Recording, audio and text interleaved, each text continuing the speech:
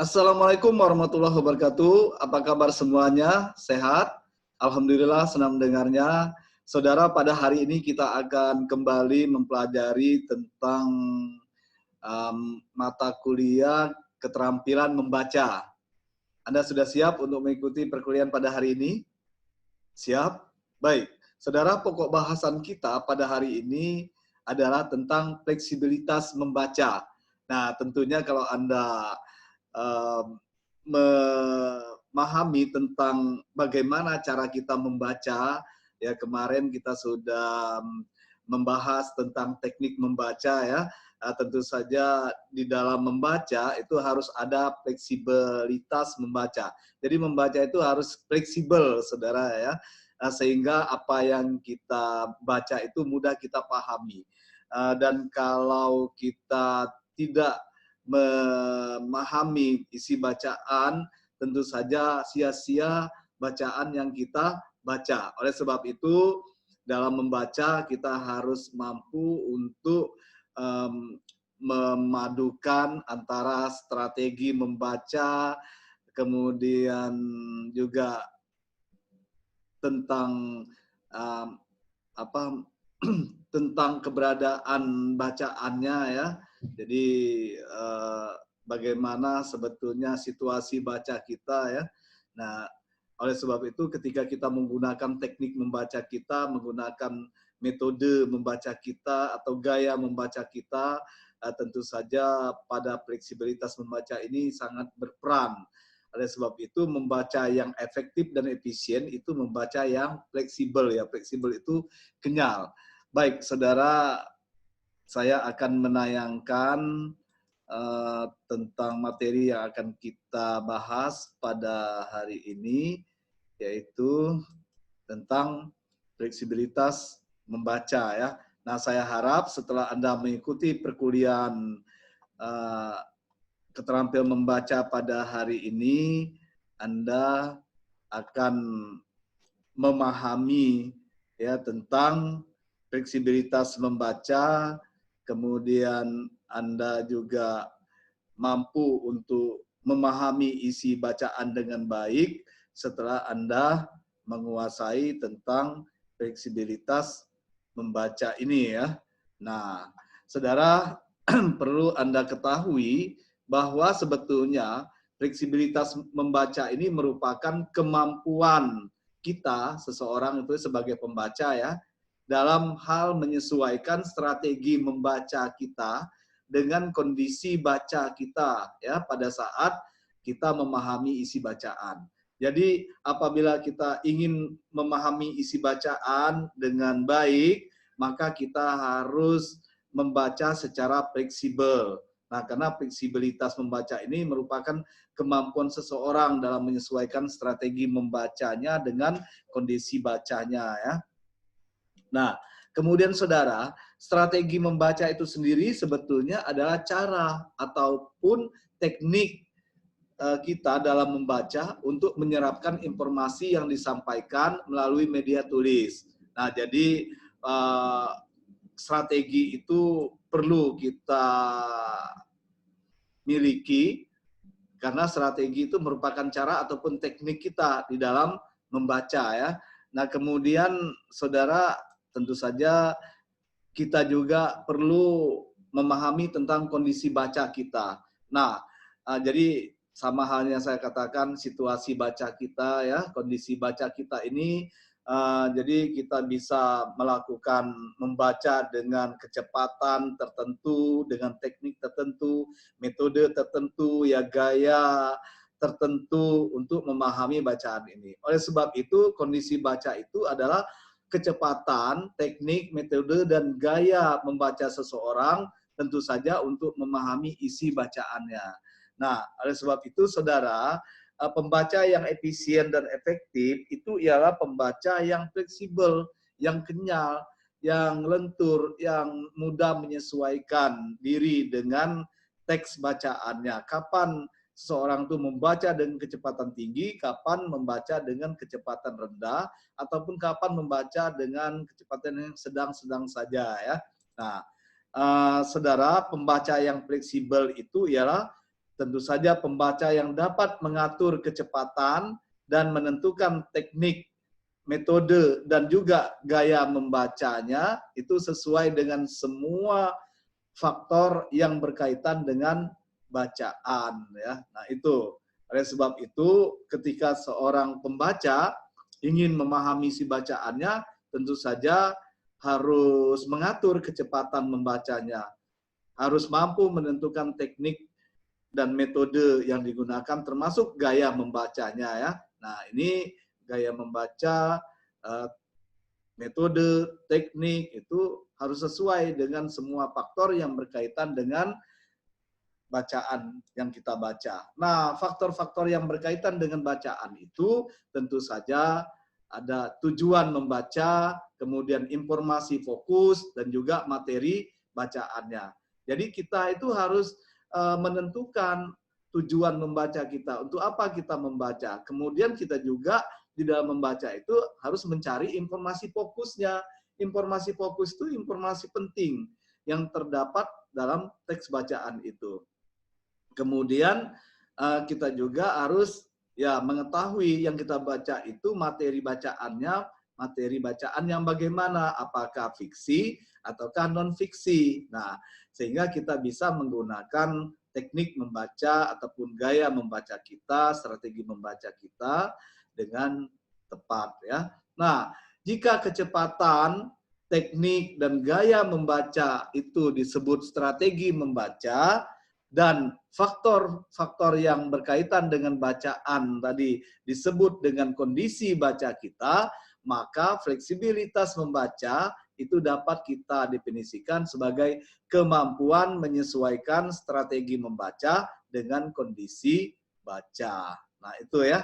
Jadi saudara, saya kira kita harus membahas satu persatu ya tentang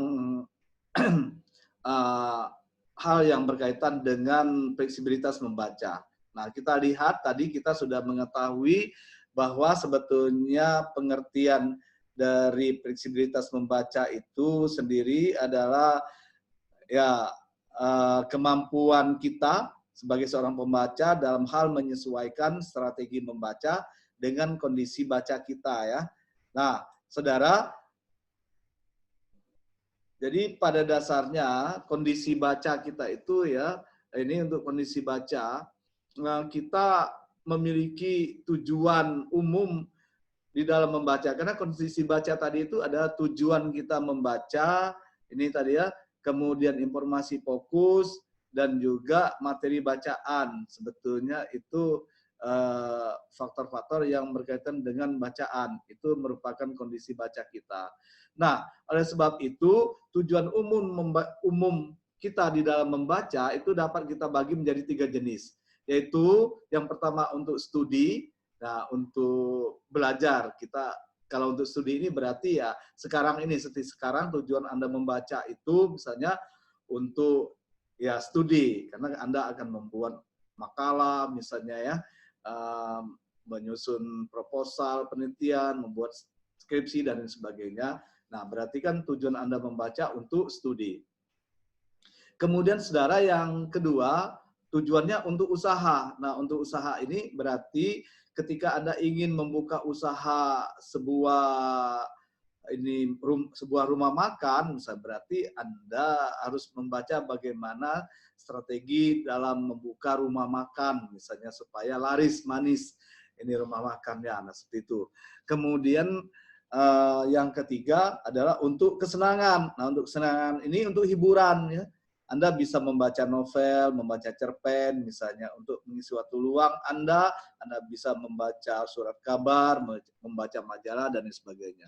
Saudara, membaca untuk studi sebetulnya ialah membaca untuk menemukan informasi-informasi yang kita perlukan untuk menyelesaikan masalah-masalah studi kita ya, pada akhirnya ini akan memperkaya pengetahuan dalam bidang ilmu ataupun disiplin yang kita tuntut ataupun yang ingin kita peroleh. Nah, kecepatan membaca untuk studi ini tentu saja sudah pasti bervariasi atau fleksibel ya, dan biasanya lebih rendah daripada kecepatan membaca untuk kesenangan. Nah, jadi ketika kita membaca tujuannya untuk studi, berarti kita harus mampu membaca secara fleksibel. Kapan kita membaca dalam kecepatan tinggi, kapan kita membaca dalam kecepatan rendah, ataupun kapan kita membaca dalam kecepatan sedang-sedang saja, begitu ya. Nah, kemudian saudara membaca untuk usaha. Nah, membaca untuk usaha ini ialah membaca untuk menemukan dan memahami berbagai informasi yang tentu saja berkaitan dengan usaha yang akan kita laksanakan atau yang sedang kita laksanakan, seperti pekerjaan kantor kita, kegiatan perusahaan atau dagang, organisasi, ya, pendidikan, rumah tangga, dan yang lain-lainnya itu bisa wirausaha, ya. Nah, dalam hal ini kecepatan membaca pun tentu saja lebih rendah daripada membaca bahan-bahan lain. Nah, teknik baca lompat dan baca layap ini sangat banyak dipakai dalam membaca untuk usaha ini. Supaya kita betul-betul paham terhadap apa yang kita baca, setelah kita membaca secara umum isinya, dan kita pun bisa langsung membaca apabila hal itu sangat penting, bisa kita serap dan bisa kita implementasikan untuk usaha kita, bisa kita gunakan, kita bacalah dengan baca tatap. Nah, seperti itu ya, atau baca scanning. Nah, tapi untuk mencari informasi yang kita butuhkan, informasi fokus, itu kita bisa menggunakan teknik baca lompat dulu. Kemudian kita lanjutkan dengan teknik baca layap. Gitu ya. Nah, kemudian saudara, membaca untuk kesenangan, ini ialah membaca untuk mengisi waktu senggang kita, dan tentu saja untuk memuaskan perasaan serta imajinasi kita. Nah, oleh sebab itu bahan-bahan bacaannya pun ini biasanya berupa novel, ya, cerpen, artikel ringan misalnya, dan bacaan-bacaan umum seperti surat kabar, ya, majalah, dan sebagainya. Nah, gaya membacanya pun itu jauh lebih santai daripada gaya membaca kita untuk studi ataupun untuk usaha. Jadi bisa saja kita membacanya ketika ada waktu luang, waktu senggang, waktu santai ya, sambil menikmati minum kopi misalnya, makan pisang goreng, dan bahkan sambil makan juga boleh ya. Nah, silakan saja. Kemudian saudara, perlu Anda ketahui bahwa kecepatan membaca untuk kesenangan itu biasanya lebih tinggi daripada kecepatan membaca untuk studi dan untuk usaha. Meskipun ya, karena kan kita dalam waktu santai, kita bisa membaca dengan kecepatan tinggi ya. Nah, kemudian membaca untuk kesenangan ini juga merupakan kegiatan yang sangat bermanfaat. Ingat, bukan berarti karena untuk kesenangan tidak bermanfaat untuk hura-hura saja. Bukan. Tidak seperti itu ya, tetapi bisa jadi membaca untuk kesenangan ini dapat memperluas pandangan dan cakrawala pengetahuan kita. Ingat seperti yang saya katakan sebelumnya, bahwa kalau kita membaca sebuah novel itu bukan berarti kita itu hanya untuk kesenangan saja, tetapi bisa saja mendewasakan kita sendiri. Dari ya pengalaman kita membaca itu, kita banyak belajar melalui perwatakan yang disajikan dalam novel tersebut, termasuk bagaimana cara si tokoh dalam novel tersebut menyelesaikan masalah yang dihadapinya. Kita bisa belajar dari sana, dan bahkan kita pun bisa memanusiakan manusia atau mendewasakan manusia juga bisa melalui membaca novel atau membaca untuk kesenangan ini. Kemudian saudara, membaca jenis ini sebetulnya itu tadi betul-betul dapat ya kita memanusiakan manusia, jadi manusia ini semakin manusiawi gitu. Itu kalau untuk membaca kesenangan, terutama membaca novel. Nah, selanjutnya setelah kita mengetahui tentang apa tujuan membaca kita, nah kita juga di dalam membaca fleksibel ini harus memahami tentang informasi fokus yang harus kita baca. Ingat bahwa informasi fokus itu sebagai komponen kedua ya dari kondisi baca. Berarti ini sangat erat dengan tujuan membaca itu sendiri ya, informasi fokus ini. Jadi kalau tujuan membacanya sudah kita tentukan, tentu saja informasi fokusnya pun akan mudah kita peroleh. Nah, informasi fokus itu adalah informasi terpenting ataupun hal penting yang terdapat dalam teks bacaan yang kita baca. Sesungguhnya, saudara, dapat juga kita katakan bahwa jika tujuan umum membaca itu adalah untuk studi, untuk usaha, dan juga untuk kesenangan, maka sebetulnya tujuan khusus kita membaca itu adalah informasi fokusnya. Yang jadi tujuan khusus itu adalah informasi fokus. Jadi hal yang ingin kita baca itu adalah informasi fokus sebetulnya, ataupun informasi penting ya, informasi terpenting bahkan yang terdapat dalam teks bacaan itu. Nah, oleh sebab itu dalam membaca untuk studi yang menjadi informasi fokusnya ialah pikiran pokok dan pikiran jabaran. Nah, sedangkan membaca untuk usaha, informasi fokusnya adalah pikiran pokok dan pikiran jabaran juga ternyata ya. Dalam membaca untuk kesenangan, nah informasi fokusnya adalah isi bacaan secara umum. Nah, seperti itu. Namun saudara, dalam membaca fiksi, terutama novel ya, nah informasi fokus ini adalah pesan yang hendak disampaikan oleh pengarangnya melalui penarasian peristiwa-peristiwa dan juga karakter-karakter dalam cerita bersangkutan. Oleh sebab itu, novel itu memiliki amanah yang ingin disampaikan oleh si penulisnya. Nah, kita bisa belajar di sana. Kita bisa mencari apa amanah yang ingin disampaikan, apa temanya, begitu ya. Nah, kemudian untuk teknik, metode, gaya, dan kecepatan membaca itu juga harus kita sesuaikan dengan jenis informasi fokus yang perlu kita temukan dalam bacaan itu. Oleh sebab itu, saudara, ketika kita ingin menemukan informasi fokus di dalam novel, berarti ya teknik, metode, gaya, dan kecepatan membaca juga harus kita sesuaikan dengan isi bacaan itu. Novel kan bisa santai kita ya, berarti kan gaya membaca kita juga ya lebih santai begitu, lebih rileks. Nah, kita juga bisa menggunakan kecepatan yang tinggi dalam membacanya ya. Itu seperti itu. Kemudian saudara, kita lihat tentang materi bacaan ataupun bahan bacaan. Nah, saudara, materi bacaan untuk studi pada umumnya ya ini adalah bahan-bahan yang berupa non-fiksi itu yang terdiri dari berbagai jenis. Nah, silakan saja non-fiksi.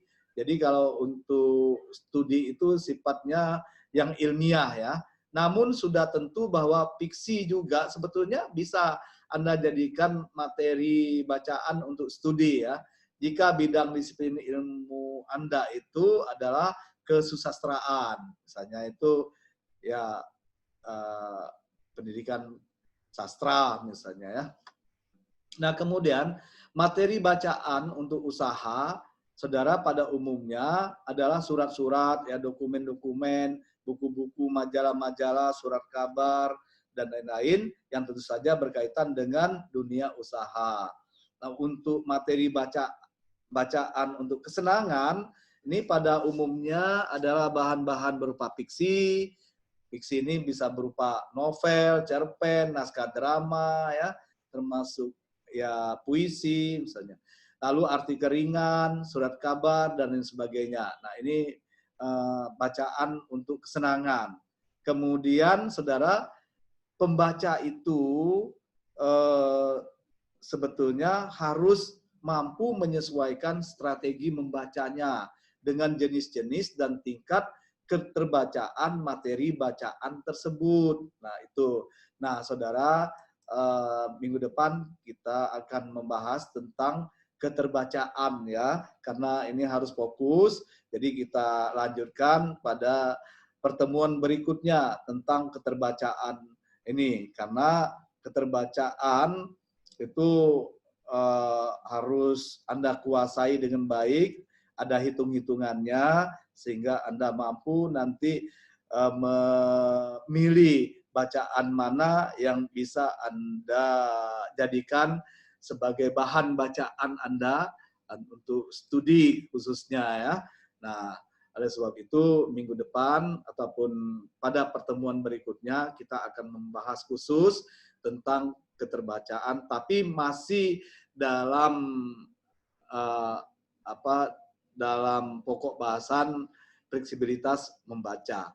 Baik saudara, selanjutnya saya minta pada Anda untuk membuat sebuah rangkuman seperti apa yang saya sampaikan tadi ya, secara singkat rangkumannya, sehingga Anda betul-betul nanti mampu untuk membaca secara fleksibel, membaca dengan melihat ya kondisi baca Anda ya. Anda bisa menggunakan strategi membacanya dengan tepat tentunya.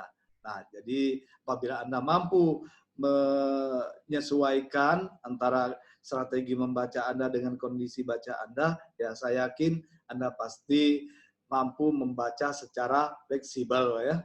Nah, oleh sebab itu, saudara pahami apa yang sudah saya sampaikan tadi. Anda juga bisa mengulangnya ya. Anda bisa melihat kembali ya video pembelajarannya, dan Anda pun bisa membaca buku-buku yang ada hubungannya dengan fleksibilitas membaca. Terutama Anda bisa membaca buku saya yang berjudul Keterampilan Membaca, yang bisa Anda peroleh di seluruh toko buku Gramedia yang ada di Indonesia. Di seluruh Indonesia ada itu ya, di toko buku Gramedia, yaitu Keterampilan Membaca karangan Dr. Dalman MPD. Saya ya. Nah, saudara, selanjutnya Anda juga saya sarankan untuk mencari tambahan informasi ataupun ya rujukan yang lain, bisa melalui internet ya untuk menambah wawasan Anda, bisa juga menambah referensi Anda, khususnya tentang pokok bahasan fleksibilitas membaca. Ya, silakan ya, minggu depan kita lanjutkan ataupun pada pertemuan berikutnya kita lanjutkan kepada keterbacaan. Ya, masih dalam ruang lingkup fleksibilitas membaca. Ya, baik saudara, saya kira cukup sekian pembicaraan kita ataupun pokok bahasan kita pada kesempatan ini. Yakinlah Anda pasti bisa ya. Terima kasih, sampai jumpa pada perkuliahan berikutnya. Saya Iri, wassalamualaikum warahmatullahi wabarakatuh.